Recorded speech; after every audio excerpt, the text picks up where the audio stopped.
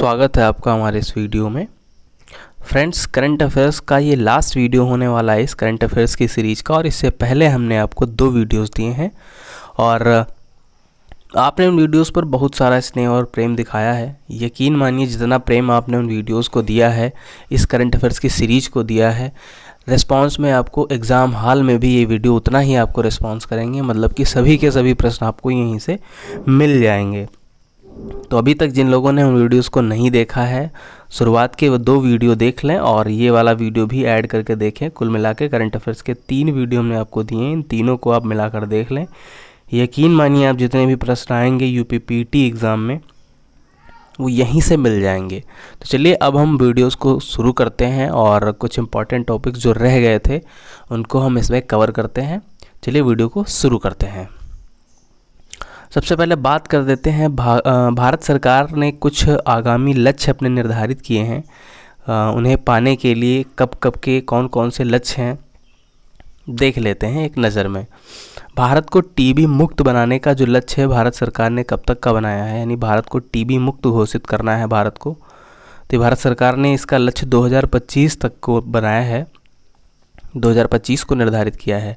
भारत के सभी गांवों तक ब्रॉडबैंड इंटरनेट सेवा पहुंचाना, सभी गांवों तक, ये लक्ष्य 2025 तक हो जाना चाहिए। यानी कि अभी भी बहुत सारे गांव ऐसे हैं जहां पर इंटरनेट कनेक्टिविटी नहीं है और इस टास्क को पूरा करने का लक्ष्य जो सरकार ने बनाया वो 2025 तक का है। मवेशियों में फुट एवं माउथ रोग ख़त्म करना 2025 तक का लक्ष्य है।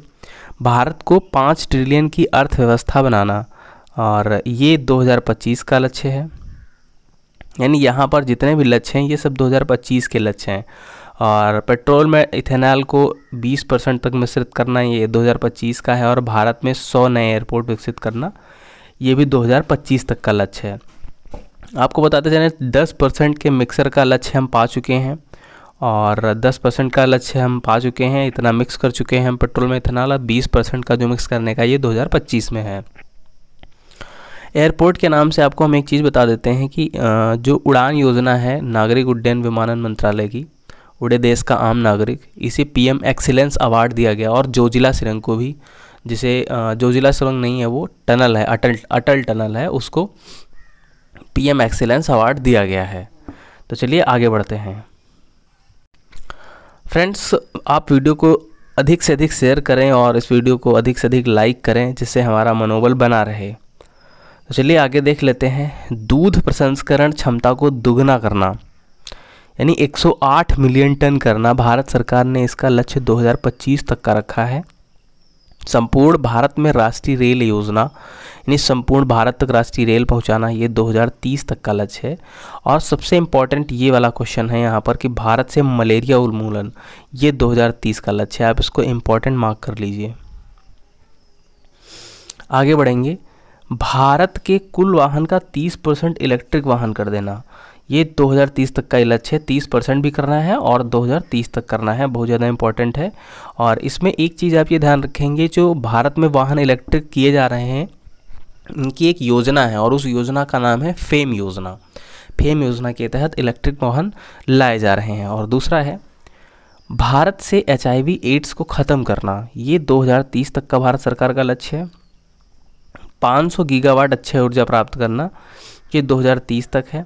और गीगावाट सौर ऊर्जा प्राप्त करना, 280 गीगावाट सौर ऊर्जा प्राप्त करना, ये भी जो है 2030 है। देखिए, सौर ऊर्जा और अक्षय ऊर्जा ये दोनों में थोड़ा सा अंतर है कि ये जो सौर ऊर्जा है ये अक्षय ऊर्जा का पार्ट है और अक्षय ऊर्जा के अंदर वे ऊर्जाएं आती हैं जिनका क्षय नहीं होता है, जैसे सौर ऊर्जा हो गई, पवन ऊर्जा हो गई, जल विद्युत ऊर्जा हो गई, तो उसी का एक पार्ट है सौर ऊर्जा।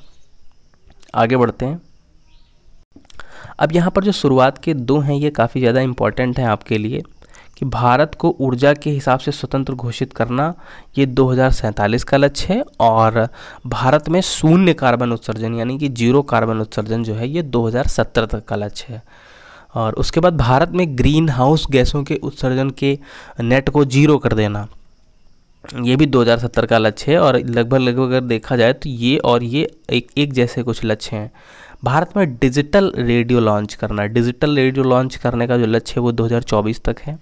सबके लिए आवास मुहैया कराना, हो सकता है ये पूछ ही लिया जाए 2024 तक, क्योंकि इसका लक्ष्य पहले 2022 निर्धारित किया था सरकार ने, लेकिन कुछ कारणों से ये पूर्ण नहीं हो पाया। बीच में कोविड आ गया था, तो इस वजह से सरकार ने इसे 2 साल के लिए एक्सटेंड कर दिया है। उसके बाद बात करेंगे हर घर नल से जल, यानी नल से जल जो है स्वच्छ आपूर्ति जल की, ये 2024 तक प्रोवाइड कराना है हर एक घर में, और ये 2019 से शुरू किया गया है और 2024 तक इसको पा लेना, ये भी बड़ा इंपॉर्टेंट है। जल शक्ति मंत्रालय के द्वारा इसे शुरू किया गया और जल शक्ति जो मंत्री हैं हमारे वो गजेंद्र सिंह शेखावत जी हैं। किसानों की आय को दोगुनी करना, देखिए इस स्लाइड पे काफ़ी इंपॉर्टेंट हैं, आप मान के चलिए यहीं से प्रश्न आपको मिल भी जाएंगे।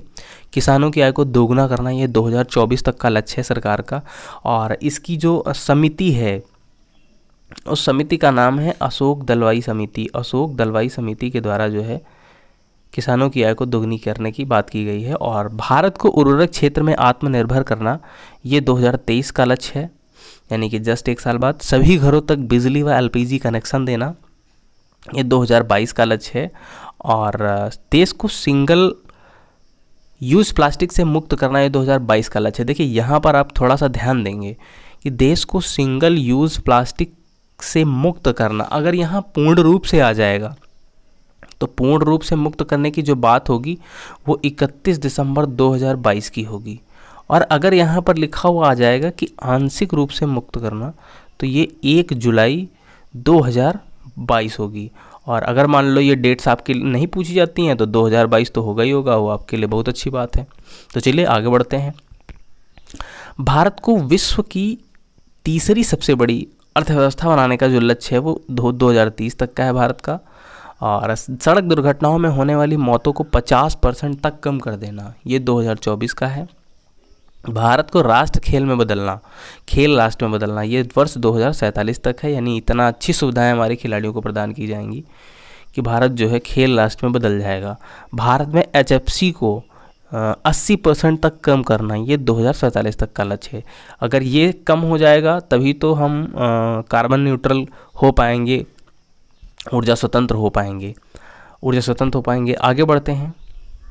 आपके एग्ज़ाम में यूपी SSC द्वारा विभिन्न प्रकार के तूफ़ानों से लगातार प्रश्न पूछे जाते हैं, तो वर्ष 2022 में जो भी तूफ़ान आए हैं उनके बारे में यहाँ पर हम बात कर लेते हैं। और आपको साथ के साथ ये भी बताते चले कि जो तूफ़ान होते हैं, यानी जिन्हें हम चक्रवात कहते हैं, ये एक बवंडर टाइप के होते हैं, इनमें बवंडर इनको कहते हैं, और इसी को बड़े रूप, बवंडर के ही बड़े रूप को हम तूफान या चक्रवात कह देते हैं। और इनके सेंट्रल में बात करेंगे तो सेंट्रल में लो प्रेशर होता है, और जो इनका जो बाहर होता है, इनके बाहर जो होता है वो हाई प्रेशर होता है, और जो हवाएं होती हैं वो हाई प्रेशर से लो प्रेशर की ओर चलती हैं, यानी बाहर से सेंटर की ओर चलती हैं, और ये काफ़ी ज़्यादा विनाशकारी होते हैं। तो चलिए अभी हम कुछ इम्पॉर्टेंट तूफ़ान हैं, इनको जो है चक्रवातों को, तूफ़ानों को, इनको हम देख लेते हैं। देखिए शुरुआत के जो 3 तूफ़ान हैं ये जापान में आए थे किसी ना किसी रूप से। ये जापान के तूफ़ान हैं। मियरी तूफ़ान जापान का है, मुइफा तूफ़ान चीन और जापान का है, हिन्नमवोर तूफ़ान ये जापान का है। इसी में एक तूफ़ान और है, हिनामखोर नाम है उसका, वो हरामखोर पाकिस्तान का है। आगे बढ़ते हैं। माआन तूफ़ान ये फिलीपींस का है, और मेगी तूफ़ान फिलीपींस का है, और राय तूफ़ान ये भी फिलीपींस का है। देखिए ये इतना इम्पोर्टेंट तो नहीं है, लेकिन फिर भी आप जाने रहिए। मियरी, मुइफा, हिन्नमवोर ये जापान के हैं, माआन तूफ़ान फिलीपींस, मेगी तूफ़ान फिलीपींस, राय तूफ़ान फिलीपींस। मुइफा तूफ़ान ये चीन में भी आया है, इसको चीन का भी तूफ़ान है, वहाँ पर भी इसने अपना प्रकोप मचाया है। आगे बढ़ते हैं। इस स्लाइड में जो तूफ़ान है ये काफ़ी ज़्यादा इंपॉर्टेंट है। सबसे पहला है जावद तूफ़ान। जो जावद तूफ़ान है ये बे ऑफ बंगाल में आया था, और सऊदी अरब ने इसको ये नाम दिया था जवाद को।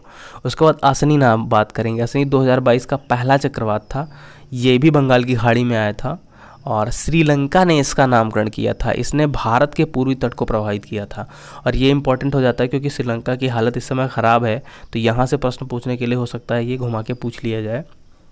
यूनिस तूफ़ान ये पश्चिमी यूरोप में आया था, और कोड़ी तूफ़ान जो है ये फिजी में आया था। कोड़ी तूफ़ान फिजी में, यूनिस तूफ़ान पश्चिमी यूरोप में। आगे बढ़ते हैं। अब हम बात कर लेते हैं कुछ सैन्य अभ्यासों की। हमारे देश की सेनाओं द्वारा अन्य देश की सेनाओं के साथ कुछ सैन्य अभ्यास किए जाते हैं, एक्सरसाइज की जाती हैं। देखते हैं कौन कौन सी एक्सरसाइज किस किस कंट्री के साथ में है। तो सबसे पहली एक्सरसाइज जो हमारी है वो है वज्र प्रहार।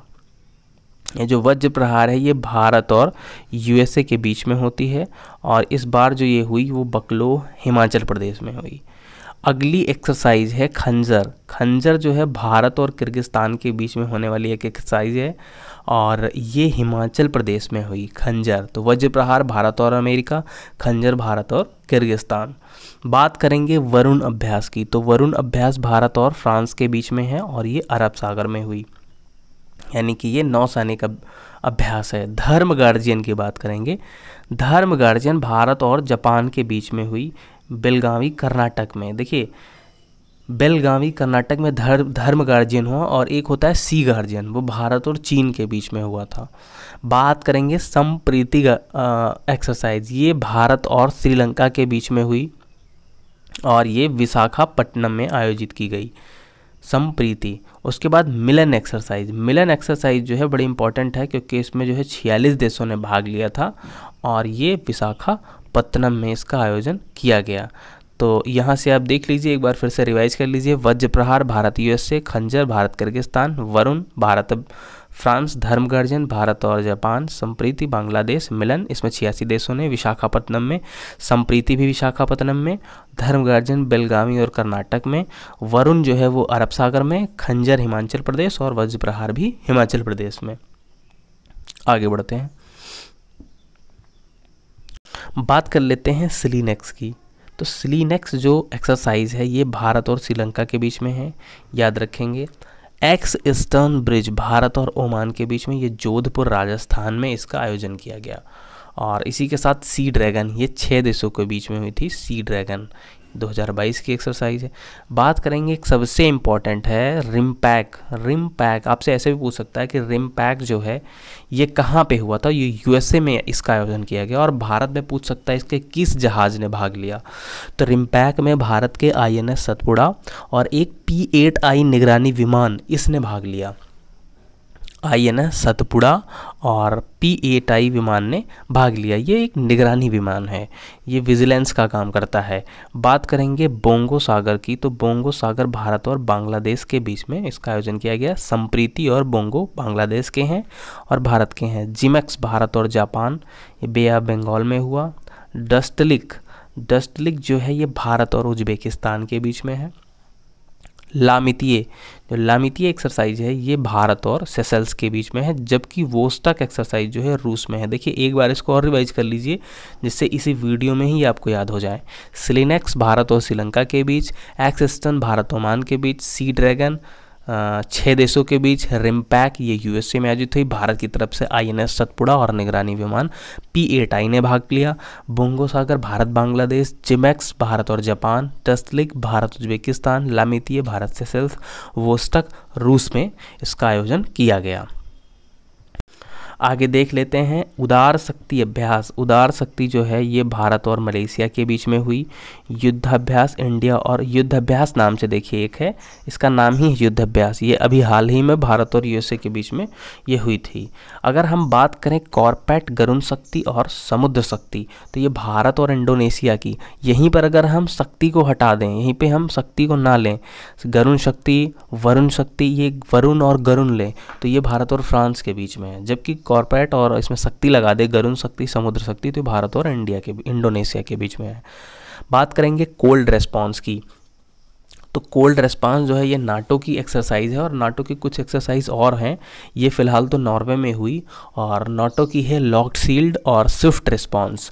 लॉक्ड शील्ड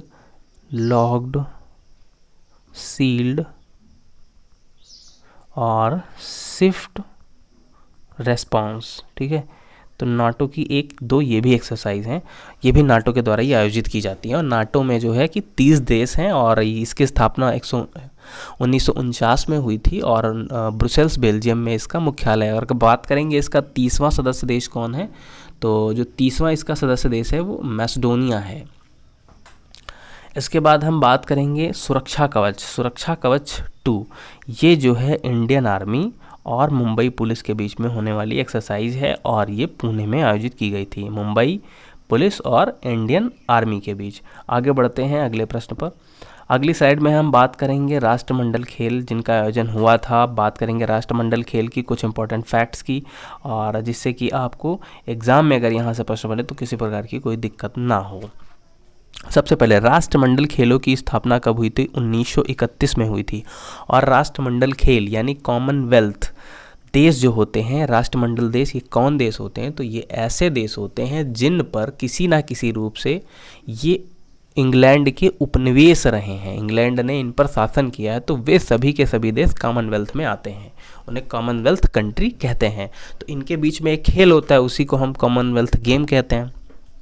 तो इन देशों की जो स्थापना है वो 1931 में हुई थी। जबकि पहली बार ये कब आयोजित किए गए थे? तो पहली बार ये 1930 में कॉमनवेल्थ गेम खेले गए थे, और ये हैमिल्टन कनाडा में खेले गए थे। बड़ा इंपॉर्टेंट है, इनकी खुद की स्थापना हुई 1931 को, लेकिन गेम इनके 1930 में ही हो गए थे। अब ये 4 वर्षों के गैप पे होते हैं, जैसे 2022 में हो गए, तो अब अगले कब होंगे? तो अगले इसमें 4 ऐड कर देंगे तो 2026 में होंगे नेक्स्ट। उसके बाद भारत ने 1934 में पहली बार भाग लिया था, और ये वाला जो खेल है वो लंदन में खेला गया था। तो भारत ने पहली बार कब भाग लिया? 1934 में भाग लिया। बात करेंगे राष्ट्रमंडल खेल जो 2022 में हुए हैं, ये किस नंबर के खेल हैं? तो ये 22वें नंबर के खेल हैं, आप सन से याद रखेंगे। ये 22वें नंबर के खेल हैं और ये बर्मिंघम में आयोजित किए गए थे। अब बात करेंगे 23वें वाले कहाँ आयोजित किए जाएंगे? तो 23वें वाले ऑस्ट्रेलिया में आयोजित किए जाएंगे। अब है 22वें राष्ट्रमंडल खेल में सबसे ज़्यादा पदक किसने जीता? सबसे ज़्यादा ऑस्ट्रेलिया ने जीता, फिर इंग्लैंड ने जीता, फिर कनाडा, फिर भारत। भारत इसमें चौथे स्थान पर रहा, एकदम याद रखेंगे, भारत इसमें चौथे स्थान पर रहा। ऑस्ट्रेलिया सबसे टॉप पर बना रहा, उसके बाद भारत इसमें चौथे स्थान पर रहा। भारत में कुल 61 पदक मिले, भारत को 61 पदक मिले, जिसमें से 22 गोल्ड मेडल हैं। भारत ने 22 गोल्ड मेडल हासिल किए इस वाले गेम में। आगे बढ़ते हैं, बात करेंगे जो उद्घाटन समारोह का झंडा कार्यक्रम होता है, भारतीय ध्वजवाहक वो कौन कौन थे? तो उद्घाटन समारोह में पीवी सिंधु थे और मनप्रीत सिंह थे। जो मनप्रीत सिंह हैं उनका खेल हॉकी है और पीवी सिंधु का खेल बैडमिंटन है। तो पीवी सिंधु और मनप्रीत सिंह। उसके बाद समापन समारोह के जो भारतीय ध्वजवाहक हैं वो कौन हैं? तो वो शरद कमल व निकहत जरीन हैं। शरद कमल और निकहत जरीन ये दोनों लोग थे। भारत में पहला स्वर्ण पदक किसने जीता था? भारत को पहला स्वर्ण पदक किसने दिलवाया था? तो मीराबाई चानू ने दिलवाया था, और ये वेट लिफ्टिंग से जुड़ी हुई हैं और 49 किलोग्राम कैटेगरी में इन्होंने भारत को स्वर्ण पदक दिलवाया था। उसके बाद बात करेंगे, इसमें भारत के कुल 213 खिलाड़ियों ने भाग किया था, जिसमें से 61 मेडल लेके आए लोग, 22 गोल्ड लेके आए, और टोक्यो ओलंपिक में तो एक ही गोल्ड आया था, और सबसे ज़्यादा पैरा ओलंपिक में 6 गोल्ड मिले थे। उसके बाद बर्मिंघम में जो 22वें राष्ट्रमंडल खेल हुए इनमें 22 गोल्ड लेके आए हमारे खिलाड़ी। बात करेंगे जिसमें सबसे ज़्यादा 38 खिलाड़ी जो थे हरियाणा राज्य से थे। 213 खिलाड़ी गए थे, लेकिन सबसे ज़्यादा खिलाड़ी जो गए थे वो हरियाणा से गए थे। इसमें भारत की अनाहत सिंह जो थी सबसे कम उम्र की खिलाड़ी, 14 वर्ष की थी, और ये स्क्वैश खिलाड़ी हैं, स्क्वैश गेम से ये जुड़ी हुई हैं। आगे बढ़ते हैं, अनाहत सिंह इनका नाम है। चलिए अब हम आगे कुछ और इम्पोर्टेंट पॉइंट्स को देख लेते हैं। कुछ महत्वपूर्ण तथ्य हैं। सबसे पहला तथ्य है आपका कि उज्ज्वला 2.0 की शुरुआत कहाँ से हुई? तो ये महोबा से हुई। और आपको हम बताते चलें कि जो उज्ज्वला सबसे पहले उज्ज्वला योजना शुरू करी गई थी वो 1 मई 2016 से शुरू की गई थी। 1 मई 2016 से शुरू की गई थी, और वो यूपी के बलिया से शुरू की गई थी। और उसके बाद फिर 10 अगस्त 2021 से उज्ज्वला 2.0 की शुरुआत हुई, और ये हमारी जो है कि महोबा से स्टार्ट हुई। तो आपको दोनों डेट्स याद रखनी है। एक तो 1 मई 2016 उज्ज्वला की पहली तिथि जो थी शुरुआत होने की बलिया से शुरू की गई थी, और जो 2.0 वाली है ये 10 अगस्त 2021 को जो है कि महोबा से शुरू की गई, और ये भी उत्तर प्रदेश का ही एक ज़िला है। आगे बढ़ते हैं, अगला क्वेश्चन हम देख लेते हैं। भारत का पहला अमृत सरोवर, देखिए आज़ादी का अमृत महोत्सव चल रहा था, तो उत्तर प्रदेश की सरकार ने जो है 75 जिलों में 75 अमृत सरोवर बनाने की घोषणा की थी। अमृत सरोवर, और ये सभी जगह बने भी हैं, हर ज़िले में हर गांव में ये अमृत सरोवर बनाए गए और इनका बेसिकली उद्देश्य भी यही था कि गांव में कम से कम कोई एक स्थान ऐसा हो जहां पर किसी सरोवर को पुनर्जीवित किया जाए और वहां पर ध्वजवाहक के लिए भी, झंडारोहण के लिए भी वहाँ पर ऐसे ऐसे करके बनाया गया है और यहाँ पर झंडारोहण भी किया जा सके, सभा भी लगाई जा सके। इस तरह से तालाबों का जो है कि निर्माण किया गया, इनको अमृत सरोवर कहा गया। और जो पहला अमृत सरोवर है हमारे यहाँ वो रामपुर में बना था, रामपुर। और रामपुर के अगर और अंदर जाएं तो पटवई में ये बना था, रामपुर के पटवई में। तो पहला अमृत सरोवर ये पहली बात तो उत्तर प्रदेश सरकार द्वारा बनाया गया और ये रामपुर यूपी से बना था। उसके बाद बात करेंगे कि दुनिया का सबसे बड़ा पवन और सौर ऊर्जा संयंत्र कहाँ पर स्थापित हुआ। दुनिया का सबसे बड़ा पवन और सौर ऊर्जा संयंत्र जो है वो जैसलमेर में स्थापित हुआ। अगला क्वेश्चन है, काफ़ी इंपॉर्टेंट हो सकता है। देखिए, अभी तक भारत में कुल 11 महारत्न कंपनी थी, लेकिन अभी एक कंपनी ऐसी है जिसको महारत्न कंपनी का दर्जा दिया गया, उसका नाम है REC लिमिटेड। REC का मतलब होता है रूरल इलेक्ट्रिफिकेशन कॉरपोरेशन। बात करेंगे, इसकी स्थापना 1969 में हुई थी और इसे महारत्न कंपनी का दर्जा दिया गया।